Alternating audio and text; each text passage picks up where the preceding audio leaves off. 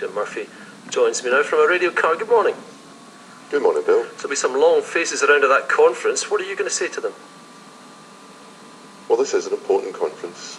You're right in saying it's the first conference I have been as leader. We're going to set out the real difference between ourselves and the Conservative Party. Actually, in a world where people say politicians are all the same, the gap in policy terms between Labour and Tory is the biggest it's been for very many years.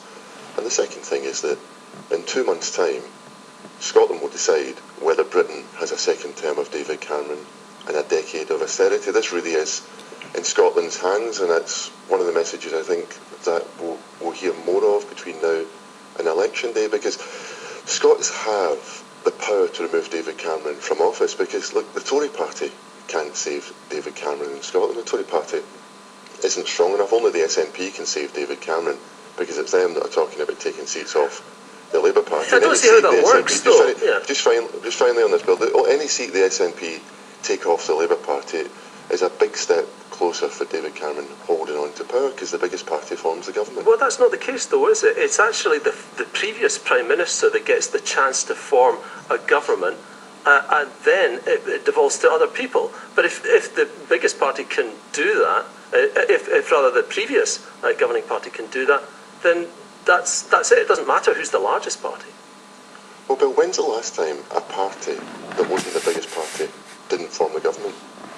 But the Cabinet Office briefing papers say... Bill, there isn't a time. So the fact is this, let's be really clear. The rules are clear. The rules are clear that it's the Prime Minister, David Cameron, who gets the first chance to form a government after May's election. You've got to accept that. But to respond, the fact is that since there's been universal adult suffrage in the UK, the biggest party gets to form the government. Since long before the Second World War, whichever party gets the most seats in the House of Commons forms the government. And the opinion poll yesterday showed that Labour and Tory are tied at 272 seats each. Now that's figuring in the opinion polls in Scotland, which I accept are bloody awful for the Scottish Labour Party and really pretty brilliant for David Cameron, because at 272 versus 272, every single Scot has the future of Britain in their hands, and each and every seat that Labour can win in Scotland gives us a chance of being the biggest party, forming a government, introducing things like an £8 minimum wage, and turning our back on a decade of Tory austerity. That message may have worked at a time when SNP inclined voters might not have got an SNP MP. But the point is, if they are inclined to vote SNP, they can vote SNP and get an SNP MP. Well, they may. The message clearly hasn't worked, Bill, because you look at these opinion polls, and the fact is, there's still a long way to go in this election. We have 2 months to go.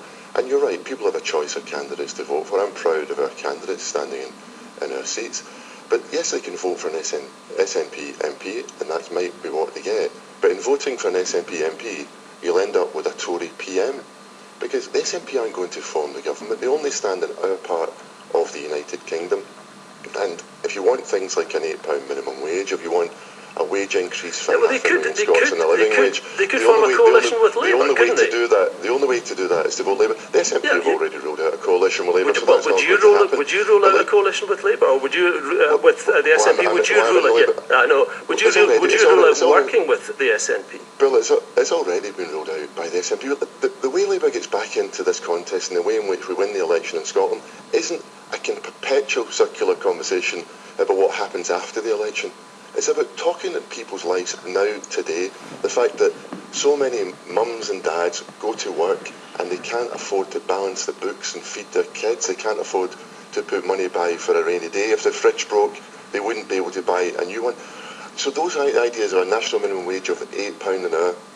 The worries that people have about the National Health Service, what are Labour going to do about it? There's a lot. It's complicated. The biggest issue is on the business of coalition. On the business of coalition. I hear what you're saying. I know you're trying to put forward some of those policies. We know what the policies are, but on the business of what you're going to do after the election. On the business of the National Health Service, well, I'm not going to speculate what's going to happen after the election. I'm in the business of winning this election. Plenty others do. Another of your backbenchers, Gisela Stewart, has said that there should be a grand coalition with the Conservatives. Would you rule that out? Well, Gisela's talking nonsense, but look, I'm not getting involved. So if you're the leader of Scottish Labour, you're the leader of the Scottish MPs, would you tell them not to go along with those sort of plans? Oh, look, Bill, you know that's a silly idea from a Member of Parliament in Birmingham who doesn't really mean it. It was a throwaway comment and that's not going to happen. But how do you get back into this context? It's about things. The biggest issue for Scots is the National Health Service. We can't afford David Cameron and a further £2.7 billion worth of cuts to the Scottish budget. And the National Health Service is devolved to Scotland. It's a Holyrood matter. But you're exactly right. But what happens is if David Cameron cuts UK government spending even deeper, it has a massive effect on Scotland because of the way in which the funding system works. We all know that. So when it comes to the National Health Service, Scottish Labour has a plan. It's not everybody's cup of tea or plan, but we will, on those houses worth over £2 million across the UK, we will introduce a mansion tax. We will use that money to fund Scotland's NHS. The first thing we'll do is have 1,000 more nurses in Scotland.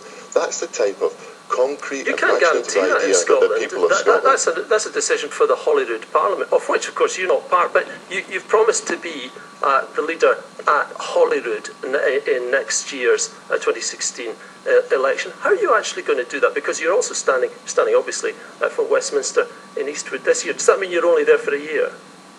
Well, we'll take that one election at a time and I'll tell my constituents first, but I can guarantee that, Bill. You're only there for a year. The mansion tax is part of our manifesto for the election in May. It's a tax across the whole of the United Kingdom. Most of the money comes from London and the southeast of England, of course, where more of these houses are. There's less than 1,000 houses in Scotland worth over £2 million, but as the first part of that spending, there'll be 1,000 more nurses in Scotland. Those are the types of real differences. Well, how are you going to get into Holyrood? The SNP can't introduce a mansion tax because it's a UK-wide tax, and the Tories wouldn't introduce a mansion tax because you can't force them to. You can't force them to appoint 1,000 nurses either. But just to get back to the business of how you're going to get to Holyrood, you say you don't want to speak about that for a year, but you've surely got a responsibility to the voters of Eastwood to tell them A, how long you're going to be their MP, and B, how you're going to become, as you say, the leader of Labour or even First Minister at Holyrood. Well, Bill, I'll tell my constituents first, and well, a lot of folk listen to Good Morning Scotland. Of course, not all of my constituents do, so of course I would tell them first. But look, this interview. Well, are you going to swap jobs? Bill, no, are you going to swap jobs with the MSP? With This interview can be about my job, or it can be about what happens after the election. Much more interesting to real people is what are you going to do if we win the election? Not continue talking about what happens after the election. And the fact is that we've had 5 years of David Cameron and his failed austerity, where working people are getting poorer and they're struggling to make ends meet. We need a change. Sure. Well, and that's in Scotland's hands. Yeah. That's in Scotland's hands because Scotland will decide what happens at this general election. Okay. And you've said in the past that you think that you will increase the number of Labour MPs. I take it from what you're saying about how awful these polls are for you that you don't agree with that now. How many MPs in Scotland do you think you'll have? Well, we're working to hold on to every one of our seats. I'm going to campaign in each of those constituencies all across Scotland because every seat that Labour can win in Scotland is a seat closer to David Cameron losing office, because when the polls yesterday show it's probably unprecedented. 272 seats versus 272 seats is what the opinion polls say across Great Britain. So everybody, when a Labour candidate comes and knocks on the door, knows that voting for that individual Labour candidate can take the balance to 273 versus 272. And then you have Labour as the biggest party, and then we can have a Labour government. We've gone over the stuff about biggest parties before, but we've gone over that, but I'm sure that'll come up again. Every election's the Second World War, the biggest party forms a government, and Labour in Scotland has a chance to make that happen. Jim Murphy, thanks very much.